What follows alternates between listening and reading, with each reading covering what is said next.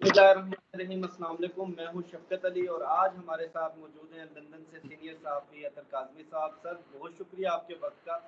Sir, सबसे पहले ये बताइएगा, पाकिस्तान में चलने वाला अकाउंटेबिलिटी प्रोसेस, तहरीक इंसाफ हुकूमत का सबसे बड़ा नारा करप्ट जो अनासर हैं उनकी अकाउंटेबिलिटी था। आज शाहिद खान अब्बासी और मिफ्ता इस्माइल साहब की जायदादें मुंजमद कर दी गई हैं। उसके साथ साथ जो शहबाज शरीफ के खिलाफ और आसिफ जरदारी के खिलाफ जो अकाउंटेबिलिटी के मुकदमात नैब अदालतों में चल रहे हैं, सर आप उनको कैसे देखते हैं? क्या उनका मुस्तकबिल होगा?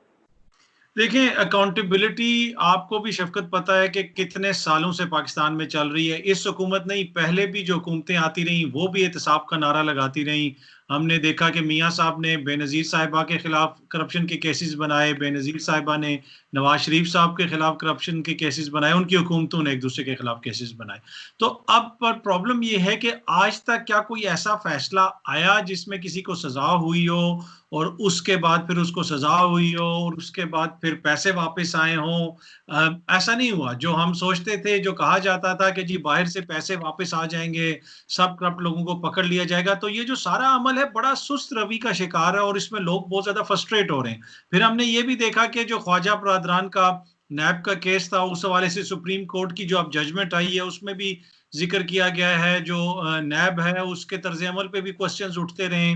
ये भी इस बात सामने आती रही कि ये जो एहतसाब है ये यक तरफा है, या जो नैब का इदारा है वो मुनासिब तरीके से केस कोई प्रिपेयर नहीं करता, वो सही तरीके से प्रोसिक्यूशन ही नहीं करता। तो ये हाफ हार्टेड जो कोशिश है, जो थोड़ी बहुत कोशिश कर ली, थोड़ी जो है फिर थोड़ा सी नरमी कर दी, इससे ये मसाइल हल नहीं होंगे जब तक एक प्रॉपर लीगल तरीके से इन केसों को मंतकी अंजाम तक नहीं पहुंचाया जाएगा और अच्छी प्रोसिक्यूशन टीम्स भी होंगी। अगर आप ये देखें, आपने बड़े बड़े भी नाम लिए, शाहिद खान साहब का नाम लिया, मिफ्ता साहब का नाम लिया, उसके बाद जरदारी साहब के ऊपर केसेस हैं, मियां नवाज शरीफ साहब के पास केसेस हैं। अगर आप उनकी लीगल टीमें देखें, वो वकील हैं जो एक मुकदमे का करोड़ 2-2 करोड़ रुपया लेते हैं एक दिन का। वो करोड़ों में फीस लेते हैं। दूसरी जानिब जो नैब की तरफ से वकील लड़ रहे होते हैं केस, उनको देख लें उनकी क्या हालत है, क्या उनको कितने पैसे मिलते हैं, वो कितने क्वालिफाइड हैं। तो ये भी बहुत देखने की जरूरत है कि क्या हमें ऐसे वकला को नैब के अंदर उनको इंडक्ट करने की जरूरत है कि जो अच्छे क्वालिफाइड हैं, बड़े नाम हैं। तो ये भी चीजें काफी ज्यादा मैटर करती हैं। अच्छा सर, अपोजिशन की all party conference Bilawal Bhutto साहब इसके लिए सबसे ज्यादा कोशिशें कर रहे थे। असल मुहरिकात क्या हैं ये अपोजिशन को एक प्लेटफॉर्म पर इकट्ठा करने के? और शहबाज शरीफ साहब गुरेजा हैं बराह रास्त बिलावल भुट्टो साहब से मुलाकात के लिए, उनके इस गुरेज के पीछे क्या वजह है? देखें, असल मुरक्कात तो वही हैं जो आपको भी पता है कि जब इनके तहफ़्फ़ुज़ात जो सामने आते हैं वो एक ही वजह से आते हैं कि अपने जो इनके मफादात हैं जब उसको कोई नुकसान पहुंचने लगता है, इनकी सियासत को नुकसान पहुंचने लगता है, इन पे जो इल्ज़ामात हैं उस हवाले से कोई चीज़ सामने आती है, तो तभी ये लोग एपीसी की बात करते हैं। मसला ये है कि अवामी मसाइल के ऊपर तो कभी एपीसी नहीं आती है। एपीसी की तभी बात होती है जब इनके ऊपर कोई प्रेशर पड़ता है, कोई चीजें ऐसी सामने आती हैं जिनसे इनको सियासी तौर पे नुकसान हो सके, उसको कवर करने के लिए एपीसी की बातें शुरू हो जाती हैं। तो अभी भी ये आज से नहीं, ये फौरन हमने इलेक्शन के फौरन बाद देखा कि ये इकट्ठे हो गए और सामने इन सारी हुकूमत के खिलाफ इन सब जमातों ने एक तरह का इत्तेहाद बना लिया। इमरान खान साहब के ऊपर तनकीद शुरू कर दी, कभी उनको सिलेक्टेड कहा, कभी उनको क्या कहा। मौलाना फजल रहमान साहब तो यहाँ तक कह गए कि इस साल मैं 14 अगस्त भी नहीं मनाऊंगा, इसलिए कि मुझे एक सीट नहीं मिली और मेरा जो अपना इक़्तिदार खतरे में पड़ गया, तो उन्होंने तो इस हद तक वो चले गए। तो ये लोग अपनी ज़ाती मफादात की सियासत करते हैं और जो ज़ाती मफादात की सियासत हो, जो ज़ाती मफादात के लिए तहरीकें चलें, वो किसी आइडियालॉजी पे या किसी नज़रिए पे नहीं होती। दुनिया भर में जो तहरीकें कामयाब होती हैं, उनके पीछे कोई नज़रिया होता है, उनके पीछे कोई फ़िलॉसफ़ी होती है। इनका क्या नज़रिया? मौलाना फजल रहमान साहब का, बिलावल साहब का, असफंजान वली साहब का, शहबाज शरीफ साहब का कौन सा नज़रिया एक ऐसा है जिसके ऊपर ये मुतफिक हैं या जिस नज़रिए को लेके ये आगे चलना चाहते हैं? दूसरी बात ये है कि शहबाज शरीफ साहब क्यों कतरा रहे हैं? आपको पता है कि शहबाज शरीफ साहब एक ज़ीरक सियासतदान है। शहबाज बिलावल साहब तो दूर की बात है, जब शहबाज शरीफ साहब के अपने भाई लंदन से वापस आ रहे थे और जिनको उनकी बेटी ने ट्विटर के ऊपर नेल्सन मंडेला और इमाम खुमैनी सानी करार दे दिया था, शहबाज शरीफ साहब जो हैं उस दिन भी जुलूस लेके दूसरी तरफ निकल गए थे, एयरपोर्ट नहीं पहुंचे थे अपने भाई को लेने के लिए। तो बिलावल साहब पता नहीं किस खुशफहमी में है कि शहबाज शरीफ साहब किसी मुश्किल वक्त में उनके साथ खड़े होंगे। शहबाज शरीफ साहब जो उनकी जमात की जिसमें फायदा होगा, उनकी सियासत का जिसमें फायदा होगा, उनकी जात का जिसमें फायदा होगा, वो उस हवाले से उन चीजों को सामने रखते हुए फैसला करेंगे। बिलावल साहब की क्या ख्वाहिश है उसके ऊपर तो शहबाज शरीफ साहब ने कोई फैसला नहीं करना। अच्छा सर, आपकी बड़ी गहरी नज़र है इंटरनेशनल इश्यूज पर, स्पेशली कुलभूषण यादव का पूरा केस आपने बड़े करीब से कवर किया है। सर, कुलभूषण यादव के केस पर खुसूसन बिलावल भुट्टो और अपोजिशन के दीगर लोग हुकूमत को बड़ा तनकीद का निशाना बना रहे हैं कि उनको तीसरी मरतबा कौंसलर रसाई क्यों दी गई, उनको अपील का राइट क्यों दिया जा रहा है। इस इशू को सर इंटरनेशनल कॉन्टेक्स्ट में आप कैसे देखते हैं? देखें, एक तो देखें इसकी एक लीगल साइट है, बैनुल-अक़वामी आलमी अदालत इंसाफ ने इस हवाले से एक फैसला दिया था और उसके वो फिर बाइंडिंग है पाकिस्तान की हुकूमत के ऊपर। एक उनका इखलाकी फर्ज भी बनता है कि वो उनको कौंसलर तक रिसाई दें और उस हवाले से उन्होंने रिसाई दी।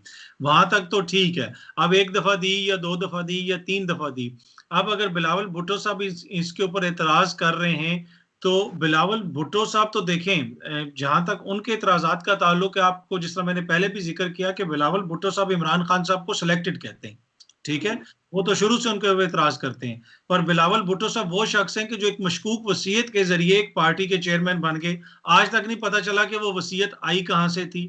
तो उनका उनका उनकी तंज तनकीद को मैं ज्यादा संजीदा नहीं लेता। उन्होंने वो जिस तरह हमने पहले भी बात की कि उनके अपने जाती मफादात हैं, उसको सामने रखते हुए वो हुकूमत पे तनकीद करेंगे और हुकूमत के फैसलों को जो निशाना बनाएंगे। लेकिन जहां तक हुकूमत का अपना तर्ज अमल है, देखिए मैं जाती तौर पे ये समझता हूं कि कोई चीज कानूनी तौर पे जायज है और उसका कानूनी जवाज है तो वो होना चाहिए। अगर कुलभूषण ने केस हारा है, कुलभूषण के ऊपर एक मुकदमा चला है, उसको सजा हुई है, तो अब अगर उसको अपील का हक मिल रहा है या कौंसलर रिसाई मिल रही है, उस हवाले से कोई कानून साजी हुई है, कोई ऑर्डिनेंस आया है, तो मेरा नहीं ख्याल कि उसमें कोई मजायका है, उसमें कोई बुराई है। पाकिस्तान एक आईनी रियासत है, पाकिस्तान एक कानूनी रियासत है, पाकिस्तान एक जिम्मेदार मुल्क है आलमी बरादरी का। इस तरह के रवैये से हमने पूरी दुनिया को एक मैसेज भेजना है। आलमी अदालत इंसाफ में जब इंडिया गया तो वो उस वक्त पाकिस्तान के पास ये चॉइस थी कि पाकिस्तान नहीं जाता, लेकिन पाकिस्तान ने पूरी दुनिया को जाके दिखाया कि हम कोई पीछे नहीं छुप रहे, हम कोई गैर कानूनी काम नहीं कर रहे, सब कुछ सामने है और कानूनी तरीके से हम सब कुछ कर रहे हैं। और आलमी अदालत इंसाफ ने भी ये नहीं कहा कि कुलभूषण को जो पाकिस्तान ने पकड़ा वो गलत पकड़ा, पाकिस्तान ने इल्जाम जो लगाए वो गलत हुए। उधर भी जाके इंडिया की सुबकी हुई। उन्होंने ये कहा कि आप कौंसलर तक रिसाई दें, तो उसके बाद अगर कौंसलर तक उनको रिसाई मिल रही है तो वो मिलनी चाहिए। लेकिन उसमें भी आपने देखा कि इंडिया का किस तरह अपना तर्ज अमल था। वो उन्होंने कहा कि नहीं, वहां पे ये बंदा खड़ा था, वहां पे वो लाइट नहीं ठीक थी, वहां पे शीशा ये था। तो वो इंडिया खुद इससे एक्सपोज हुआ कि अपना वो कमांडर जिसको आपने मुबैना तौर पे पाकिस्तान भेजा था इस एक मिशन के ऊपर, जब वो पकड़ा गया है तो आप उससे मिल भी नहीं रहे हैं, उसको जाके उससे बात भी नहीं कर रहे। तो इससे पाकिस्तान तो मेरे ख्याल में इखलाकी तौर पे बेहतर पोजीशन में पाकिस्तान का जो चेहरा है वो बेहतर चेहरा एक नजर आया आलमी दुनिया को। अच्छा सर, सीपेक का फेज 2 पाकिस्तान में शुरू हो चुका है। कई दहाइयों के बाद पाकिस्तान में बड़े डैम्स की तामीर का आगाज, उसके साथ साथ रेलवे के ML1 मंसूबे का आगाज, लेकिन कुछ सियासी हल्के सीपेक को भी तनकीद का निशाना बना रहे हैं। पाक चीन ताल्लुकात पर भी उनके बड़े सवालात हैं।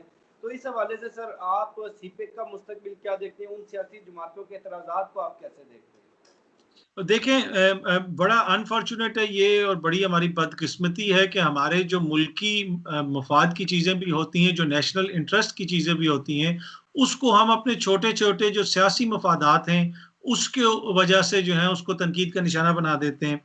जहां तक सी पैक के मुस्तकबिल का ताल्लुक है, देखें सी पैक के बारे में ज्यादातर माहिरीन की यही राय है, लोग यही कह रहे हैं कि अगर इन्वेस्टमेंट आएगी, सी पैक बनेगा, उससे यकीनन पाकिस्तान में तरक्की होगी, पाकिस्तान में फायदा होगा, लोगों को रोजगार मिलेगा, पाकिस्तान की इकोनॉमी बेहतर होगी।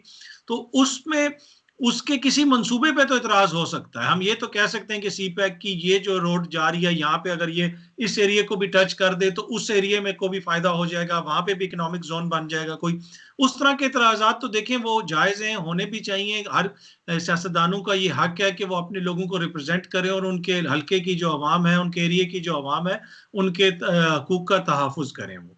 वो उस हद तक तो मैं बिल्कुल मानता हूं कि ये ठीक है, होने भी चाहिए। लेकिन अगर कोई ये कह रहा है कि सी पैक को बंद कर देना चाहिए, पाकिस्तान और चाइना, और इस किस्म का प्रोपेगेंडा किया जाए कि सी पैक से पाकिस्तान को ये हो जाएगा वो हो जाएगा, जिससे इस पूरे मंसूबे का पे अमल दरामद जो है वही वही रुक जाए या ये पूरा मंसूबा ही मशकूक हो जाए, उस तरह के जो तनकीद है मेरे ख्याल में वो जायज नहीं होगी और ना ही वो मुल्की मफाद में है।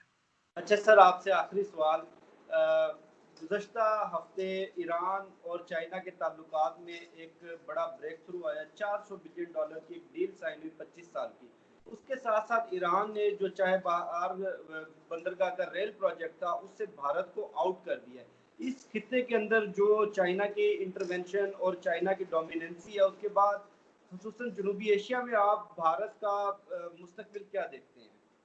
देखिए, ऑब्वियसली कि अगर इस खित्ते के आप देखें तो ईरान उन चंद ममालिक में से है जिसके ताल्लुकात दरीना तौर पे भारत के साथ अच्छे ताल्लुकात रहे हैं। अगर आप कश्मीर का मसला भी देख लें तो ईरान ने कभी खुल के पाकिस्तान के मौकिफ की तायद नहीं की, कभी खुल के पाकिस्तान के साथ वो नहीं खड़ा हुआ, बड़े वो डिप्लोमेटिक तरीके से करते हैं।